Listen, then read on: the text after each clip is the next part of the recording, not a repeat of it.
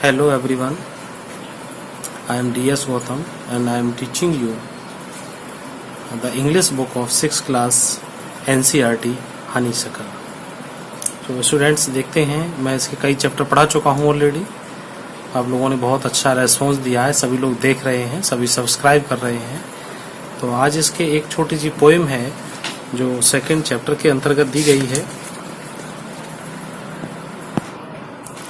ये हर एक लेसन के साथ एक पोएम इन्होंने दी हुई है। तो आज थर्ड लेसन के साथ एक पोएम है द क्वायरल। तो इस क्वायरल को देखते हैं इसमें क्या है। और स्टूडेंट्स जो मेरे चैनल पर नए हैं वो थोड़ा सा मेरे साथ जुड़े रहें, वीडियो को लास्ट तक देखें, आपको सारा कुछ समझ आएगा। और बहुत शांति के साथ मेरे साथ बने रहें, आपको एक एक शब्द समझाने की मेरी जिम्मेदारी है। स्टूडेंट देखिए, क्वारल मीन्स होता है झगड़ा। तो झगड़ा के लिए, झगड़ा कहीं भी हो जाता है, किसी के भी साथ हो जाता है, घर से भी हो जाता है, बाहर पे भी हो जाता है। तो ये दो भाइयों के झगड़े की बात है। इसके अंदर जो स्टोरी है इस पोएम के माध्यम से, तो दो भाइयों के बीच झगड़ा है। तो थोड़ा सा इसको देखते हैं। It is common for brothers and sisters to quarrel. ये बड़ी कॉमन सी बात होती है, घर परिवार में सबके साथ लड़ाइयाँ होती हैं, तो ब्रदर और सिस्टर के बीच में झगड़ा हो जाना। Although something they may not even be able to say, और कुछ उनमें कहने के लायक भी नहीं होता। वाई दे क्वारल, कि वो क्यों लड़ रहे हैं। बट हाउ लॉन्ग, लेकिन वो इतना क्यों। डू सच क्वारल्स लास्ट, लेकिन इतना लंबा हो जाता है उनकी लड़ाई का अंत। हाउ डू दे एंड, उनका अंत कैसे होता है। आइए इस पोएम के माध्यम से हम देखते हैं। बहुत इंटरेस्टिंग, बहुत अच्छी और जीवन में बड़ी आपको प्रेरणा देने वाली पोएम है ये।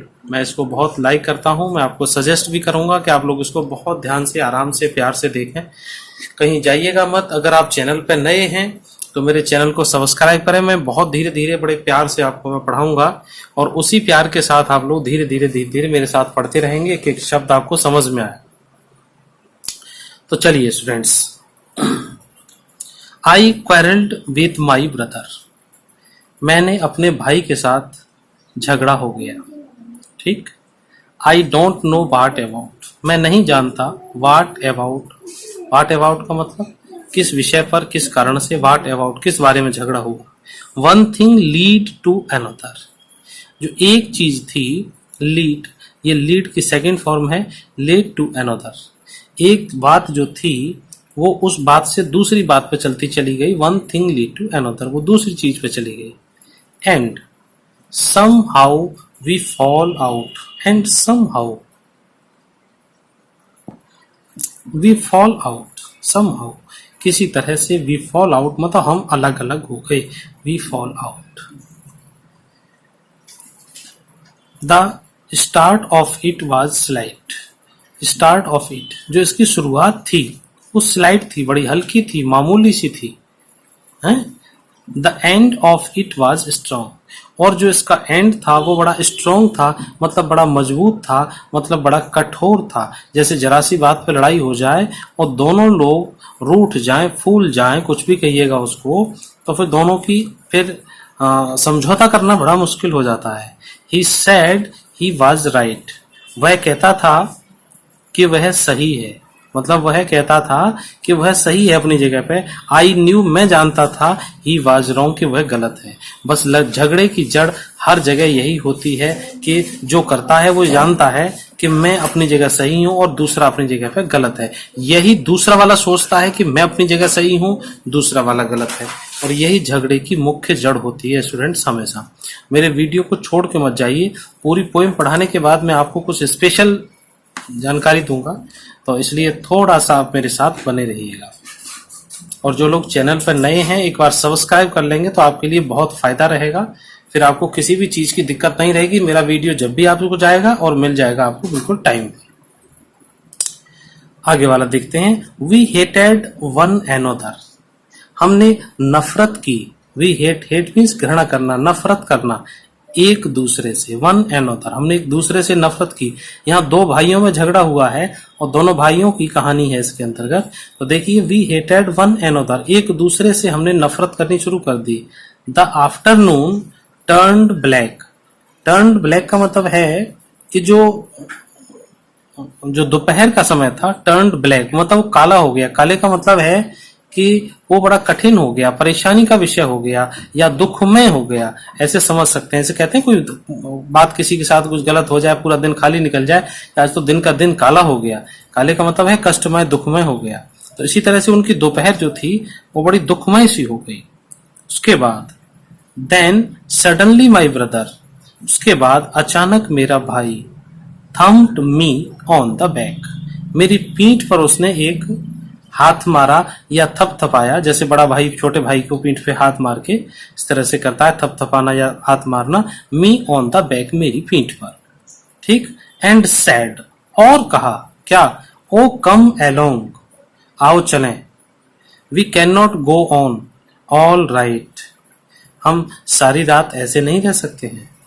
We can not go all on night, तो हम सारी रात इस तरह से नहीं रह सकते। दोपहर काला हो गया, शाम काला हो गया, लेकिन अब नहीं। I was in the wrong, मैं गलत था। So he was in the right, इसीलिए वह सही था।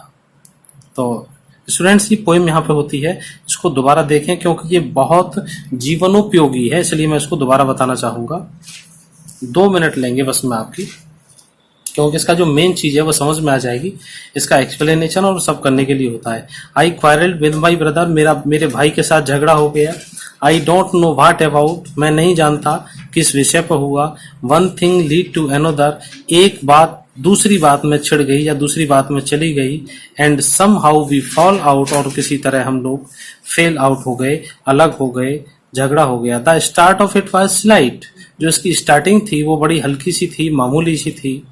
The end of it was strong, और इसका जो एंड था वो बड़ा स्ट्रॉन्ग था, मजबूत था, मतलब कष्टकारी हो गया, ठीक। ही सैड ही वॉज राइट, वह कहता था कि वह सही है। I knew he was wrong, मैं जानता था कि वह गलत है। बस झगड़े की जड़ की ये थी। अब इसका समाधान देखिए स्टूडेंट्स, इसके दूसरे side. We hated one another, हम एक दूसरे से नफरत करने लगे, घृणा करने लगे।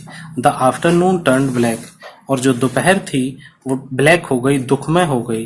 देन सडनली माई ब्रदर, तब मेरा भाई अचानक thumped me on the back, पीठ पर हाथ मारा। एंड सैड, और कहा, ओ कम अलोंग, आओ चलें, we can not go all night, हम नहीं इस तरह से रह सकते हैं सारी रात।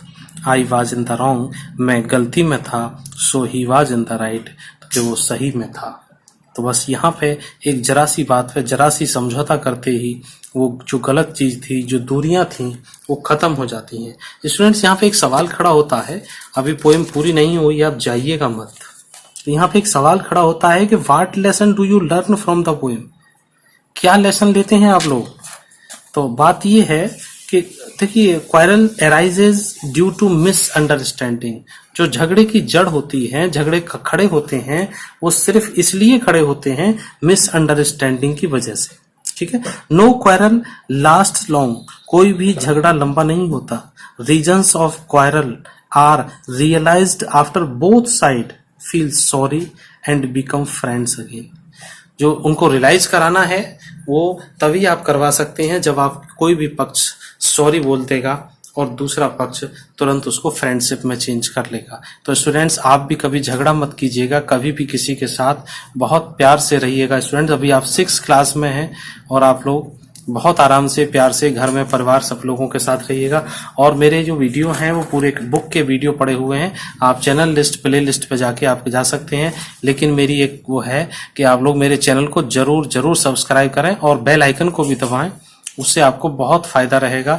और मेरे वीडियो को सभी स्टूडेंट्स को शेयर जरूर करें। Thanks students, bye, good bye.